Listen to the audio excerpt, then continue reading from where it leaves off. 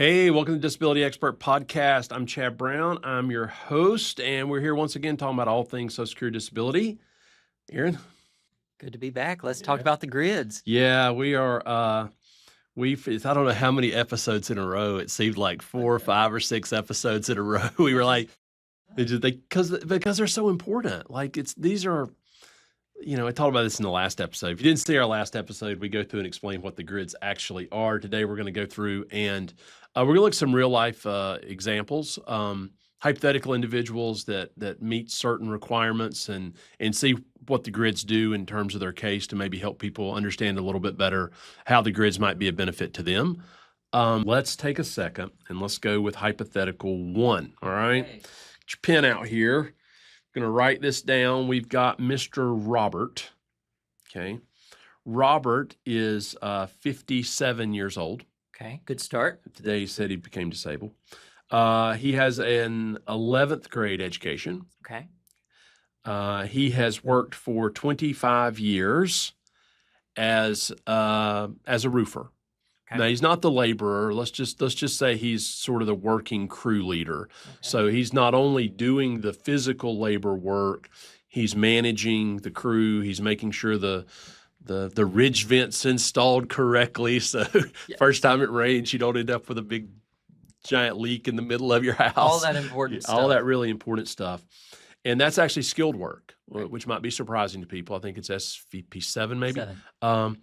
And the determination has been made that he is going to be limited to light work. He had a fall. Okay. Coming up and down the ladder. So he has a fall. Happens. He had a fall about 3 years ago, and he injured his knee and he injured his back. So he had a back surgery. Tried to go back to work. We're not talking about past work attempts. Just giving you some background. He tried to go back to work.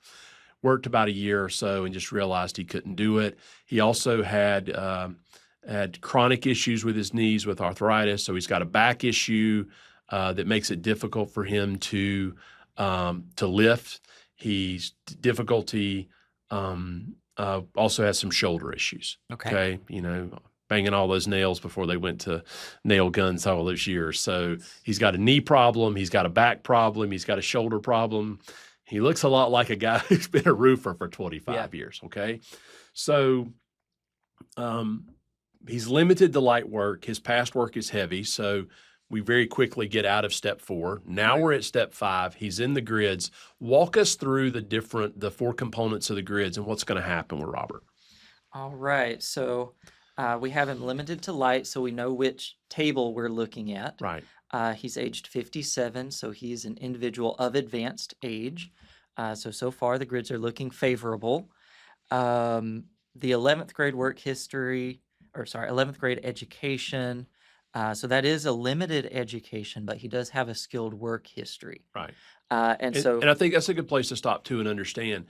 Education is a factor, but it doesn't necessarily determine your level of prior work skill. Right. They are separate considerations. Now, they're factored in differently into the grid, but just to understand from a starting point, just because you have a lower education doesn't mean you have a higher skilled past work, and vice versa. We have people who have a higher level of education, but sometimes they don't actually engage in skilled work. So, right. But regardless, he's got a skilled work history. Yes. Okay. So I think the grids are looking favorable. The last hurdle I think we have to clear is the question of work skills. Right. Are there going to be transferable skills, or can we argue that he's limited to unskilled work? Okay. Because of course, if you're limited to unskilled work, then you can't transfer skills. Right. So there's really sort of 2 assessments there. One is, does the limitations that are driving the RFC negate the skills? Right. So you could have skills, but you can't use them. Right. Is sort of the idea. And then the second question is, even if you could use your skills, do they actually have a transferable component such that they could move to a maybe less physically demanding job where those skills could be applied? Right. Okay, so how are you going to work through with Robert? Like, what's that going to look like in trying to work through those issues specifically?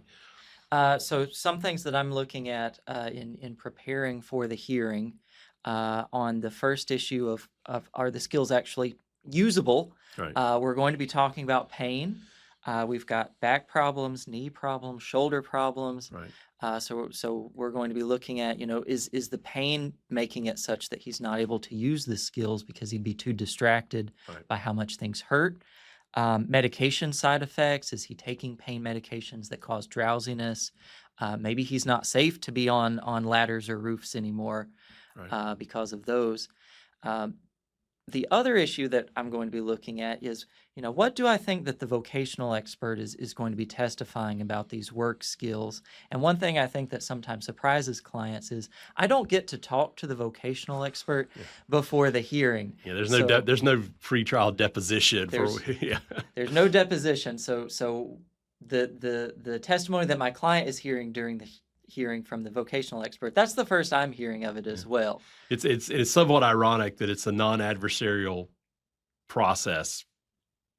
Feels adversarial. That's just my opinion. But it's a non-adversarial process, and they use vocational expert testimony by ambush, basically, Yes. which doesn't seem non-adversarial to me, but regardless. So, Okay. but you're not going to have, so you're trying to anticipate. So I'm trying to anticipate what the vocational expert might say. Right. Going in, I think probably the vocational expert is going to say that these skills are going to be industry specific. Robert was on roofs his entire career. There's most likely any skills are going to be related to being on a roof. Right.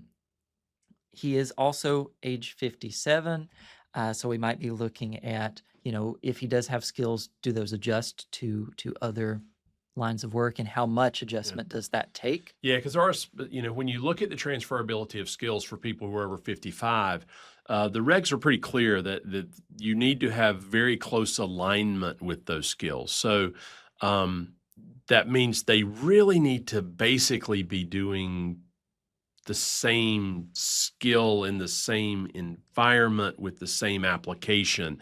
It sort of sounds like you have to do almost the same job, but I think that's really how the rules are designed to work. If you have transferable skills over 55, because of your age, there needs to be very minimal vocational adjustment for those. Okay, so what's your sort of rough guess on what's going to happen in the vocational component of this if it comes up? I think most likely the vocational expert's going to tell us no transferable skills, too industry specific. The judge is going to say, okay, thank you, no follow-up questions. We don't need examples of jobs at light because the grids dictate a finding. If we get an ambush from the VE and the VE says, well, there are all these transferable skills that would maybe apply to being an insurance adjuster or something. So he's not installing the roofs, but now he's going out and he's looking after storm damage to assess. And so then I'm going to be preparing some follow-up questions.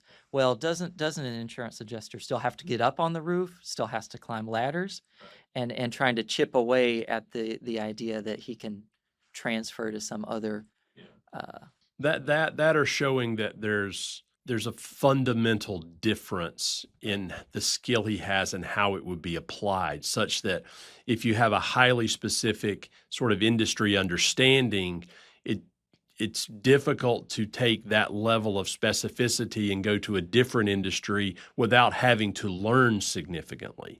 And now you start saying that doesn't look like an easy adjustment. That looks like you're kind of learning a new job that you had a foundation for, but that's not closely aligned for someone who's over 55. Someone who's younger might have a more difficult argument with that. But yeah, I think you're right. I think in this case, you're going to end up with a approval based on the grids. You have strong arguments that the skills have been negated by the impairments themselves, so that functionally this person is unskilled at this point. If the judge disagrees with that, you say, okay, well, there's very limited transferability of these skills. And even if they are transferable based on his age, they're probably not closely aligned such that there's going to be a significant amount of retraining that the rules say he doesn't have to do, right? Yeah, so I think Robert's going to win. Yep, looking good for Robert. All right, so let's go to Patricia. Patty. There's a Patty in our office too, by the way. She's our client liaison. This is not who we're talking about. She is not a production assembler. I'm looking down what the job is. I love Patty. She's great. She's not a production assembly worker. Patty's also like one of Aaron's main assistants in his federal court practice. So, all right. We do have Patty, though, and she's 52. She also has an 11th grade education. She's worked for 22 years as a production assembler, basically a medium, unskilled factory job. And she has been limited to sedentary work. She had a significant work-related injury, not talking about workers' comp. She had a significant work-related injury where she also injured her back, but she had a very significant shoulder injury. So she's working in the production environment. She ends up having to have shoulder replacement. Has a pretty significant back issue as well. Is on pretty high level amount of pain medicine. Judge says, hey, I think we're at sedentary here. I would personally challenge that, and we see this a lot too. They'll say, well, the judge says you're at sedentary, and this is a good point I think we need people to understand. And they're like, well, I can't sit. But you need to understand it really doesn't matter when we're talking about the grids, because if the maximum exertional level that you're able to sustain is sedentary and you're in the grids, you may very well win. Whether you consider or not, it's actually irrelevant. Well, we can make that argument, and we would make that argument, but what you don't want to do is sort of get in the weeds about what the ultimate RFC is. If the RFC given is sufficient to win under the grids, then it doesn't really matter. Right. A win's a win. A win's a win, right. So how are you going to work through and assess Miss Patty's case? Like, what are we looking at? We know she's going to be sedentary. Talk through age, education, and work experience. So Patty's case is looking pretty good. She's over 50, so she's an individual closely approaching advanced age. We know that she's at sedentary, so we're finding that box on the grid. Her work history is unskilled, so I'm not worried about transferable skills in her situation. We talked about the fact that she's on pain medication, so she's probably going to be limited to unskilled work anyway. Right. But even if she's not, she doesn't have skills to transfer. So that's all looking good. Looking good for Patty. Yeah, I mean, I think this is a good example of what I would consider to be a really good closely approaching advanced age case. When you have someone in that 50 to 54 range, you need them to be limited to sedentary because that's when the grids start to become advantageous for them. Right. But now you're saying, okay, the court is not as favorable towards a 52-year-old as it is a 57-year-old, because remember, the older you become, the greater the presumption is that you're unable to make adjustments to other work in the economy. So, it's powerful that she doesn't have a high school education. It's powerful that her work history is unskilled. This is someone who basically didn't have a lot of opportunities probably when she went into the workforce, but she's worked hard. She's sustained her work. But if she has to come out of the workforce in this job that she can no longer do, it's highly unlikely that she's going to be able to find another job that she can do. And the rules correctly will find that she's disabled. And I think this is a case where she's going to win under the grids. Yes. One little tweak, just for fun and giggles. Okay. What if she's 49 and a half? Okay. What if she's 49 and 3/4? So she's a younger individual, but she's right on the cusp of changing age categories. Can you walk through how that's going to be assessed with her? Yes. Patty and I will have a very detailed conversation in her pre-hearing meeting that we're going to go in arguing that she's limited to less than sedentary, right? Because the only way that we can win technically under the grids with her being under 50 is to prove that she's limited to less than sedentary. Right. However, there is a little bit of wiggle room with the grids. And so what we call that is a non-mechanical application of the grids. Right. And essentially what that allows the judges to do is look at somebody's case and say, hey, you're within 6 months of changing age categories, at which point the grids dictate a finding of disability. Right. We can do a non-mechanical application and say, you're close enough. Is that 6 months, that 3 months really going to enable you to go back to the workforce, or are you close enough? Yeah. And it's somewhat arbitrary. at one level about the age. And what we see is inside 6 months, you're going to have a good chance with that. But strategically, a lot of times what happens is people actually change age categories. Not in this example specifically, but they will change age categories. So if this person's, we can say they're right on the cusp at 49 and 10 months, then the judge can apply the rules non-mechanically. But a lot of times what might happen in a case like that is they might have applied at 49 and now they're 51 at the hearing. And what we're going to say is, look, we know you were disabled at 49. Right. We agree with you, but it's way easier to get you paid at age 50 because now we move from out of the grids into the grids, and so you're going to be able to move. So there's sort of two issues there. There's this really technical non-mechanical application, and I don't want to confuse the issue, but there's the other issue of sometimes strategically it makes sense to move your onset date to get inside. In fact, that's a very common strategy that's used to help people 50 and older win. We have one final example, and I'm going to go through this a little bit quickly. Because I want to talk about, we talked about transferable skills, but I want to look at this. So we've got Donna. Donna is 56. She has a high school diploma, but she actually has a 2-year nursing degree. So she went to community college, got her RN. She's an RN, which is medium skilled work. She's worked as an RN for 20 years. She's 56 years old, and now she has been limited to sedentary work. We're short on time, according to our producer. So let's go through Donna's case and just how are you doing an assessment for her? All right. So 56, that looks good. Right. Medium past relevant work, and she's limited to sedentary. That sounds good. Right. But then, hold up. We have a skilled work history as an RN in the healthcare field. Right.